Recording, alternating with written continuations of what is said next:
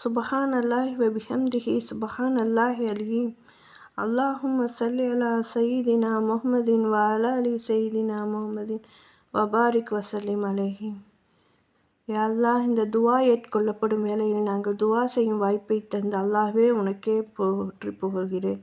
எங்களை படைத்தவனே, அமைதியான உன்னுடைய வாக்குறுதிகளை நம்புகின்ற, உன்னுடைய கலாவை ஏற்றுக்கொள்கின்ற, உனக்கு அடிபணிகின்ற உள்ளத்தை தருவாயாக. உன்னை சோம்பலின்றி வணங்குகின்ற ஆரோக்கியமான உடலை தருவாயாக. யா அல்லாஹ், என்னையும் என்னுடைய பெற்றோர்களையும் என்னுடைய குடும்பத்தாரையும் என் சமுதாய மக்களையும் மன்னிப்பாயாக. இன்றைய நாளை இம்மைக்கும் மறுமைக்கும் பலன் தரும் நாளாக ஆக்குவாயாக. எங்களுக்கு எங்கள் குடும்பத்தாருக்கும் நீண்ட ஆயுளை தந்துடுவாயாக. வாழ்கின்ற காலமெல்லாம் உனக்கு கட்டுப்பட்டு வாழ்ந்த அந்நிலையிலேயே எங்களை உன் பால் அழைத்து கொள்வாயாக. அனைத்துலகத்தும் படைத்து பாதுகாக்கும் வரும் அல்லாஹ்வே, உனக்கே புகழ் அனைத்தும். அனைத்துலகத்திற்கும் அருட்கொடை அனுப்பப்பட்ட நபி ஸல்லல்லாஹு அலைஹி வஸல்லம் அவங்க மீதும் அவர்களின் குடும்பத்தார் மீதும் உன் அருளை பொழிவாயாக. யா அல்லாஹ், நான் வாழ்கின்ற காலமெல்லாம் உனக்கு நின்று வணங்கிட எனக்கு சக்தியை தருவாயாக. நான் வாழும் காலமெல்லாம் நீ வழங்கிய அருட்கொடைகளுக்கு நன்றி செலுத்துபவனாக என்னை ஆக்குவாயாக.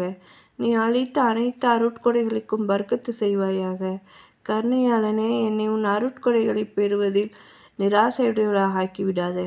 என்னுடைய பிரார்த்தனையை நிராகரித்து விடாத. மகத்தான உனது பெயரை கொண்டு கேட்கிற உனது அருட்கொடைகளின் வாசல்களை திறந்து விடுவாயாக. நபி ஸல்லல்லாஹு அலைஹி வஸல்லம் அவங்க உன்னிடம் கேட்ட அனைத்து நலன்களையும் உன்னிடம் நான் கேட்கிறேன், எனக்கு தருவாயாக. நபி ஸல்லல்லாஹு அலைஹி வஸல்லம் அவங்க உன்னிடம் பாதுகாப்பு கேட்ட அனைத்தும் தீமைகளிலிருந்தும் பாதுகாப்பு கேட்கிறேன், பாதுகாத்து அருள்வாயாக. இந்த பிரார்த்தனை கேட்ட அனைத்து முஸ்லிம்களின் வேண்டுகளையும் ஏற்றுக்கொள்வாயாக. உன்னையே வணங்குகிறேன், உன்னிடமே உதவி தேடுகிறேன். ஆமீன்.